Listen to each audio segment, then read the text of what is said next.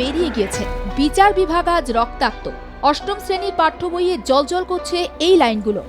এখন বিচার ব্যবস্থা পৌঁছে গেছে অষ্টম শ্রেণীর পাঠ্য বইয়ে। যদি শুধু বিচার ব্যবস্থা পৌঁছে যেত অষ্টম শ্রেণীর পাঠ্য বইয়ে, তাও মানা যেত। এ তো বিচার ব্যবস্থায় দুর্নীতি নিয়ে পাঠ্যপুস্তকের চ্যাপ্টার, যা ঘিরে তোলপাড় পড়ে গিয়েছে গোটা দেশে। বিতর্কের সূত্রপাত এনসিইআরটি অষ্টম শ্রেণীর সমাজবিজ্ঞান বইয়ের একটি অধ্যায়কে কেন্দ্র করে, যেখানে উল্লেখ করা হয়েছিল বিচার বিভাগের নানা স্তরে রয়েছে দুর্নীতি। প্রসঙ্গত বইটি এনসিইআরটির অষ্টম শ্রেণীর সমাজবিজ্ঞানের। কি রয়েছে এই বইয়ে? বিচার বিভাগের ভূমিকা বর্ণনার অধ্যায়ে জুডিশিয়াল সিস্টেমের বিভিন্ন স্তরে দুর্নীতি, রায়দানে দেরি হওয়ার মতো বিষয়গুলো উল্লেখ করা হয়েছে। বিচারকের অভাব এবং জটিল আইনি প্রক্রিয়া, বিচার কাঠামোয় একাধিক বাধার কথাও বলা হয়েছে। এছাড়া আদালতে জমে থাকা বিপুল মামলার সংখ্যাও উল্লেখ করা হয়েছে অষ্টম শ্রেণীর ওই বইয়ের চ্যাপ্টার। গত ফেব্রুয়ারি মাসে সুপ্রিম কোর্টে প্রধান বিচারপতি অষ্টম শ্রেণীর পাঠ্যক্রমে আদালত অবমাননার বিষয়টিতে হস্তক্ষেপ করেন। পাঠ্যপুস্তকে বিচার ব্যবস্থাকে দুর্নীতিগ্রস্ত বলে দাগিয়ে দেওয়ার অভিযোগ ওঠে national council of education research and training বা এনসিইআরটির বিরুদ্ধে। বুধবারই অবশ্য জানানো হয়, সমাজে বিচার ব্যবস্থার ভূমিকা সংক্রান্ত অধ্যায়টি সংশোধন করা হবে অষ্টম শ্রেণীর পাঠ্য থেকে। গত সোমবার থেকে এই ঘটনায় প্রতিক্রিয়া দিতে শুরু করেছে দেশের বিচার বিভাগ। কপিল সিব্বল এবং অভিষেক মনু সিংভির তরফ থেকে বিষয়টি সুপ্রিম কোর্টে তোলা হয়। মঙ্গলবারই তারা প্রধান বিচারপতির এজলাসে শতপ্রণোদিত মামলা দায়েরের কথা বলেন। এ বিষয়ে গুরুত্ব বিচার করে শতপ্রণোদিত মামলা দায়ের করা হয়।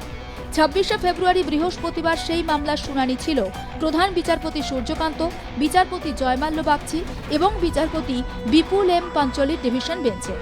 সেখানেই এনসিইআরটির বইটি সম্পূর্ণ নিষিদ্ধ ঘোষণার নির্দেশ দেন প্রধান বিচারপতি। শুধু তাই নয়, ওই অধ্যায় যারা তৈরি করেছিলেন তাদের নাম আদালতে জমা দেওয়ার নির্দেশ দিয়েছে শীর্ষ আদালত। देखिए, कैलकुलेटेड और टारगेटेड तो है, उसमें कोई दो राय नहीं है, क्योंकि आपने एक ही इंस्टीट्यूशन को लेकर उसके बारे में चर्चा की है कि उसमें करप्शन है एनसीईआरटी टेक्स्ट बुक्स में। तो वो जो हमेशा हम जब बात करते हैं कि कैसे आप देखेंगे कि टारगेटेड है या इट इज मोटिवेटेड, अगर फैक्ट्स रेस इप्सो लॉक्टर हम लॉ में बोलते हैं, फैक्ट्स स्पीक फॉर देमसेल्व्स। अगर आप पिकअप करके एक इंस्टीट्यूशन को पकड़ेंगे तो उसके पीछे कोई ना कोई सही वजह तो नहीं होगी, तो इसलिए automatically it goes to wrong direction, and that is the way facts are pointing. You can't do this in education, you can't do this against judiciary. आप कर ही नहीं सकते और ना आपको करना चाहिए। और बिल्कुल सही किया जो चीफ जस्टिस ने पहली बार ऐसे 100 मोटोर्स पे एक्शन लेते हुए जुडिशरी की इंस्टीट्यूशन को बचाने के लिए, लॉ एंड जस्टिस को बचाने के लिए, पूरे सिस्टमिक को बचाने के लिए उन्होंने ऑर्डर्स पास किए हैं। बिकॉज नॉर्मली जजेस बोलते नहीं है, नॉर्मली चीफ जस्टिस ना पब्लिक स्पीचेस देते हैं, ना मतलब देते हैं लेकिन एकेडमिक प्लेटफॉर्म्स पे। So where is a chance to even say anything. तो ये बहुत अच्छी बात है कि पूरे तरीके से क्लियर कर दिया गया है कि ऐसी भी कोई चीज नहीं हो सकती जिससे इंस्टीट्यूशन की किसी तरीके भी बच्चों के लिए वो भी खास करके गुमराह करती है। বৃহস্পতিবার আদালতে ডিভিশন বেঞ্চের তরফে গোটা ঘটনাকে মারাত্মক অবমাননাকর এবং বেপরোয়া বলে চিহ্নিত করা হয়।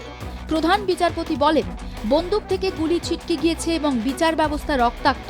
স্কুল শিক্ষা দপ্তর এবং এনসিইআরটির অধিকর্তা দীনেশ প্রসাদ সাকলানির নামে নোটিশ জারি করে জানতে চাওয়া হয়েছে কেন তাদের বিরুদ্ধে আইনানুগ পদক্ষেপ করা হবে না। Supreme court national council of educational research and training বা এনসিইআরটিকে কেন্দ্র এবং রাজ্য শিক্ষা দপ্তরের সঙ্গে সমন্বয় করে অষ্টম শ্রেণীর সমাজবিজ্ঞানের ওই বইটির সমস্ত কপি অবিলম্বে জনসাধারণের নাগালের বাইরে সরিয়ে ফেলার নির্দেশ দিয়েছে। প্রধান বিচারপতি জানান, ইতিমধ্যে স্কুলগুলিতে পাঠানো সব কপি দ্রুত বাজেয়াপ্ত করার দায়িত্ব এনসিইআরটির পরিচালক দীনেশ প্রসাদ সাকলানির ওপর বর্তাবে। এই সংক্রান্ত একটি কমপ্লেইন রিপোর্টও জমা দিতে হবে। আদালত স্পষ্ট জানিয়েছে, প্রত্যাহার করা পাঠ্য বইয়ের মুদ্রিত বা ডিজিটাল কোনো সংস্করণ থেকেই ছাত্রছাত্রীদের পড়ানো যাবে না। অতিরিক্ত সতর্কতা হিসাবে আদালত বইটির মুদ্রণ ও বিতরণের ওপর সম্পূর্ণ নিষেধাজ্ঞা জারি করেছে।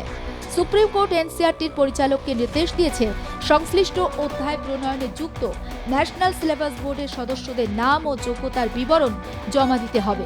প্রয়োজনে কারণ দর্শানোর নোটিশ জারি করার কথাও বলা হয়েছে।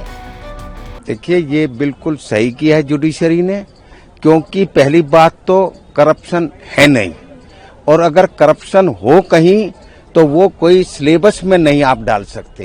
And this is really a lapse on the part of the senior officers of NCERT कोई भी चीज छपने से पहले जाती है, उनको देखना होता है कि करिकुलम में कौन से चैप्टर आने हैं, क्या हेडिंग उनके होने हैं, और वो टोटल फेलियर रहे हैं।